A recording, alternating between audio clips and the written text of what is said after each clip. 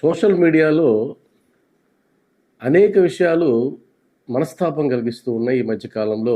భక్తిపరంగా చూసినట్లయితే ఆధ్యాత్మిక రంగంలో సోషల్ మీడియాలో వస్తున్నటువంటి కథనాలు, మత విద్వేషాలను రెచ్చగొట్టేటువంటి డిబేట్లు, ఒకరి మీద ఒకరు దుమ్మెత్తి పోసుకోవడం, ఒకరి గ్రంథాలను మరొకరు విమర్శించడం, ఒకరి దేవుళ్ళని మరొకరు తోలనాడడం, మా దేవుడు గొప్ప అంటే మా దేవుడు గొప్ప అని వాదించుకోవడం, వీటి వల్ల సామాన్య భక్తులకు ఎలాంటి ప్రయోజనం లేదు.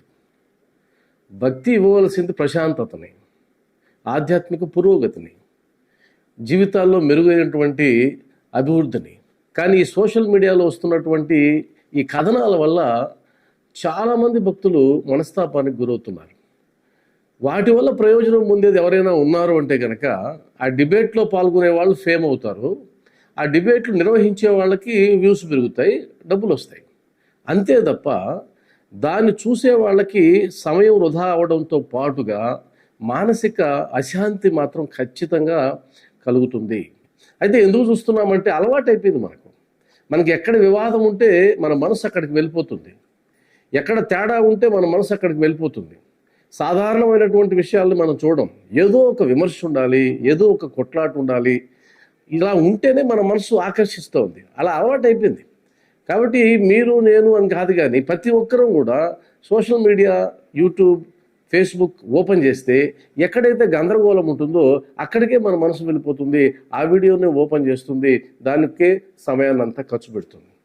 కాబట్టి దయచేసి మీరు భక్తి మార్గంలో ముందుకు వెళ్ళాలనుకుంటే కనుక, భక్తిలో పరిపక్వత సాధించాలనుకుంటే కనుక, ఆధ్యాత్మిక లక్ష్యాన్ని చేరుకోవాలనుకుంటే కనుక, ఆధ్యాత్మిక పరమార్థాన్ని సులభంగా చేరుకొని ఈ జీవితాన్ని ఉత్తమమైనటువంటి మార్గంలో జీవించాలనుకుంటే కనుక దయచేసి ఇలాంటి రోత పుట్టించేటువంటి డిబేట్లు, ఇలాంటి మనసుని బాధ పెట్టేటువంటి ఇలాంటి కథనాలను చూడడం దయచేసి మానేయండి.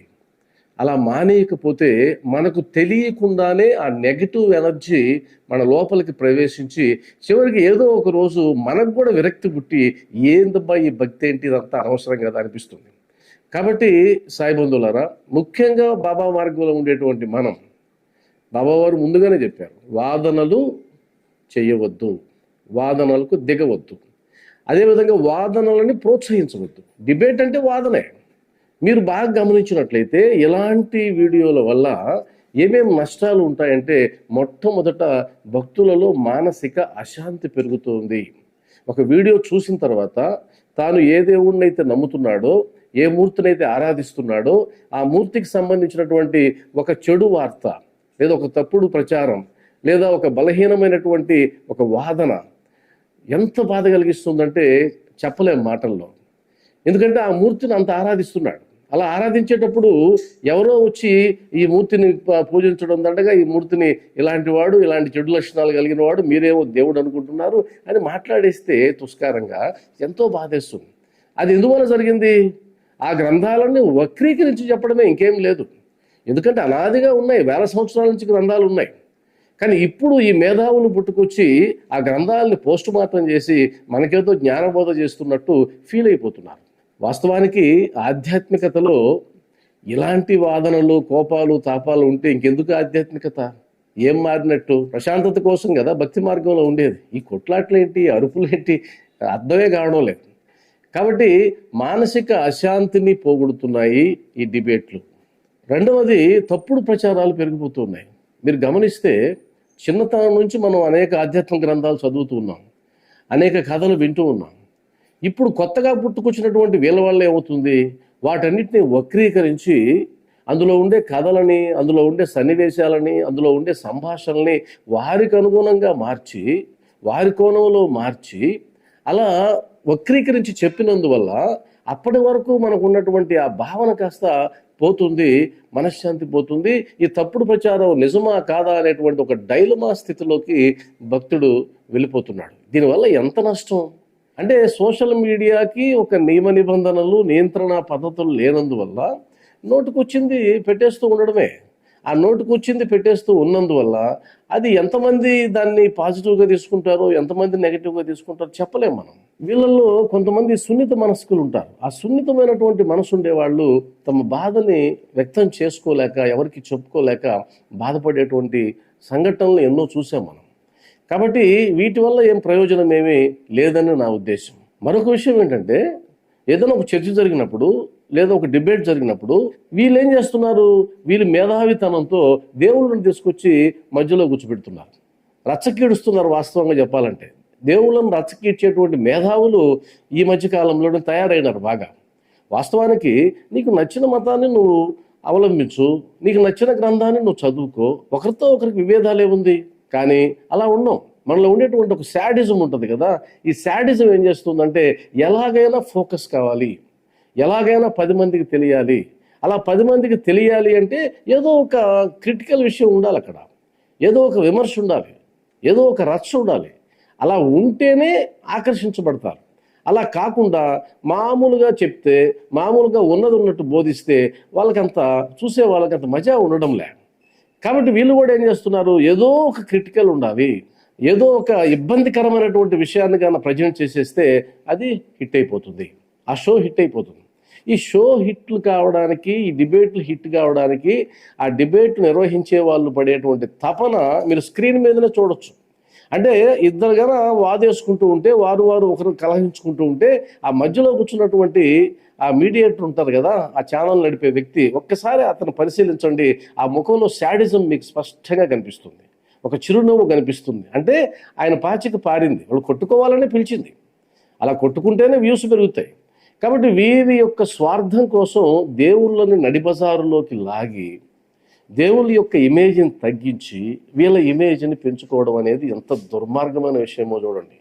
ఆ వీడియోలు చూసినందువల్ల వాళ్ళకి వ్యూస్ పెరుగుతూ ఉన్నాయి, వాళ్ళకి 4 రూపాయలు డబ్బులు వస్తున్నాయి, వారికి ఆదాయం వచ్చేటువంటి పనులు చేస్తున్నారు. అంటే సమాజాన్ని భ్రష్టు పట్టించడానికి వాడొచ్చి కూర్చుంటే, ఆధ్యాత్మిక రంగాన్ని భ్రష్టు పట్టించడానికి కూర్చుంటే, ఆ కార్యక్రమాన్ని చూడడం ద్వారా వారికి ఆదాయాన్ని ఇచ్చేటువంటి ఒక రిసోర్స్ కింద మనం మారుతూ ఉన్నాం. దయచేసి గమనించండి.